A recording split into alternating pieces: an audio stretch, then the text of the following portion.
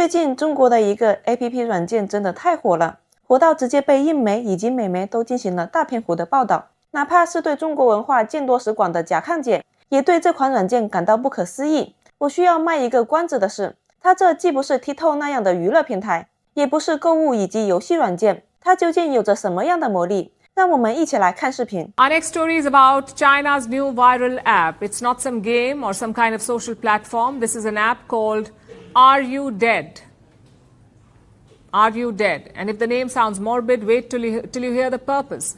This app has a big button for checking in every day. If you press the button, the app assumes that you're alive. If you don't press it for 2 days, the app informs your emergency contacts. That's why it's called Are You Dead? And guess what? Millions of young Chinese are downloading this app. So what fear is this technology tapping into? And what does it say about life in the world's second most populous country? Our next report tells you. You open an app on your phone and the first thing it wants to know is if you are alive. That's the story of China's new viral app. It is called Are You Dead? The idea is brutally simple. Once every 2 days, you open the app. You tap a giant button that says something like, check in today. That's it. If you tap it, the app assumes you're alive. If you don't, it sends an alert to your chosen emergency contact in 2 days saying, hey, something is wrong. The app launched quietly last year. There was no big marketing push or celebrity endorsements, and then suddenly, early this year, it rose up the charts. It became the most downloaded paid app in the country. Young people living alone started downloading it in droves. The app itself was built by 3 young developers in their 20s. It reportedly cost almost nothing to make. Now, it's worth millions. But to understand why this app hit a nerve, you have to understand what modern urban life in China looks like. China was once built around families, neighborhoods, and tight-knit communities. Today, especially in big cities, life can feel isolated. More people are living alone, and many are delaying marriage. By the end of this decade, China could have hundreds of millions of single-person households, around 200 million by 2030. You have young professionals in tiny apartments, students far away from home, workers living near job sites, and increasingly, elderly people aging alone. And here's the quiet fear that ties all of them together. What if something happens and no one notices? On Chinese social media, people have been disturbingly honest. Some say the app gives them peace of mind. Others say at least someone will discover their body. Of course, not everyone loves it. In fact, many people hate the name.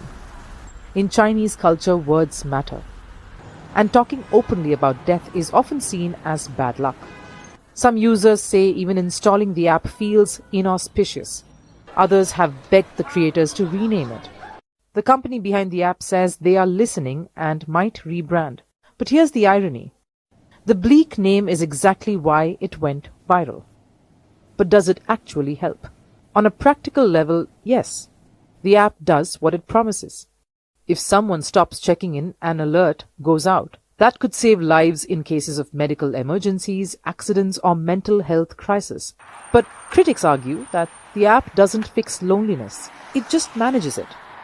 The creators say the idea came from online discussions about safety and isolation. And now they are talking about expanding, especially for elderly users. Which makes sense. The app is quietly admitting something that modern life rarely does. That millions of people are living their lives completely alone. And in that sense, the app isn't really asking a morbid question. It is simply raising a painfully modern one. If something happens to you tomorrow, would anyone know? 除了印度人的大惊小怪，美国主流媒体 NBC 也破天荒地关注了这款应用。有意思的是，相比于中国版本直截了当的死了吗？美国主持人觉得这个名字太刺耳，建议改名叫什么？你还好吗，朋友？你看，这就是文化的差异。说到人口老龄化和孤独问题， NBC 甚至直接说死了吗 APP 的存在其实是可以被大众理解的。美国人也不得不承认，在孤独面前，中美之间其实并没有本质的区别。他们也做了很多的努力，对这款软件的评价还是比较正面的。让我们来看视频。 There's a new app in China that's making headlines in some ways just for its name. Are You Dead, known internationally as Demumu, skyrocketing to the #1 paid app spot in China's App Store, according to Chinese state-run media. The idea, it's a quote, safety tool crafted for solo dwellers, aka people living alone, to let their loved ones know that they're alive. This $1 app hits the core of China's biggest social issues: aging, loneliness, and technology's role in all of this. The tech itself is pretty straightforward. Users have to hit a big green button once a day, and if you fail to do it 2 days in a row, it reaches out to your emergency contact. Social media are making people more and more separated from each other. So after work, they come back home, they live in solitude. The company behind the app did not immediately respond to our request for comment. The app claims to have some other features to help you, quote, live a healthy life, where you can input your weight and other health data, and an AI Guardian feature will analyze it. But it's that simple check-in concept that has the country abuzz. State media in China reporting there could be 200 million people living alone by 2030, and many of them could be elderly, with an estimated 300 million people hitting retirement age in the next decade. So the question becomes, how do you take care of all of these retirees at scale? That's what this app is for. With declining marriage rates, there are also a lot of young people living alone in China. People are too busy to get married, and people are too busy to maintain their relationships.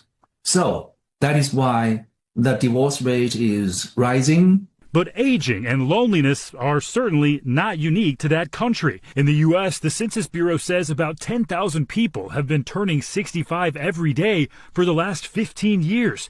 And even the federal government has called loneliness an epidemic. Apps focused on healthy habits and extending life are a dime a dozen these days. We covered one with a grim streak called the Death Clock app. And then it reveals your AI-predicted date of death. Yeah, I just think the reality is that we're all going to die. Now, as the world is glued to apps, some are turning heads for trying to keep us alive. This is so interesting. Stephen's joining us now because it threads the needle with like the loneliness epidemic. As you say, the aging population. You look at the U.S., and what's similar here. One of our colleagues suggested that maybe, for the U.S. version, you could do, "Are you okay, my friend?" rather than, "Are you dead?" But what can we do here if we want to check in on aging neighbors or community members or friends or whatever? Yeah, a gentler name there. Yeah, there are some apps here, Snug Safe, Circle Alert. They do basically the same thing. And I think they're getting a lot of use. There's a lot of reviews on the App Store. But Hallie, please do not get these apps because I know how busy you are, and I think you'll freak out a lot of people when you forget to check in. I could manage 1 click per day. I appreciate you, but give some credit to my adulthood here. You know what I mean? Fair. Stephen Romo, appreciate you, pal. Thank you. 看完这2个报道，特别是 NBC 的态度，其实非常耐人寻味。美国媒体这次没有傲慢的指手画脚，反而表现出了一种罕见的感同身受。这说明了一个事实：孤独已经不再是某个国家的特产，而是一场席卷全球的无声流行病。美国人口普查局的数据显示，每天有上万名美国人年满65岁，独居人口也在爆炸式增长。无论是中国这款直白的死了吗，还是美国市面上其他同类软件，本质上都是人类在面对老龄化浪潮和原子化社会时所能拿出的最无奈但也是最务实的急救包。在中美这2个全球最大的经济体中，很多人都在面临同样的困境。我们在物质上空前富足，却在精神上空前孤立。然而我们需要进一步反思的是，为什么我们需要这些 APP？ 这本身就是一个巨大的现代悖论。我们每个人手里都握着一部能瞬间连接全球的智能手机，但我们却比历史上任何时候都更难找到一个可以说话的人。正是因为我们对手机的极度依赖，导致了现实社交的全面退化。算法把我们关进了信息茧房，屏幕夺走了我们对邻居的关注。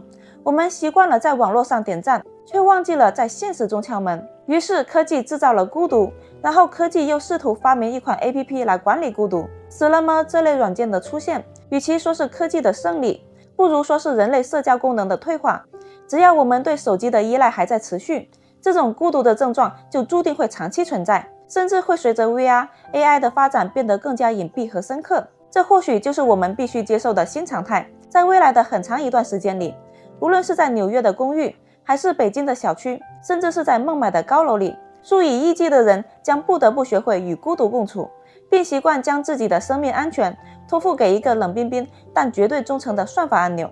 说起来有点悲观，但也许这就是人类在数字化浪潮中为了生存所做出的必然进化。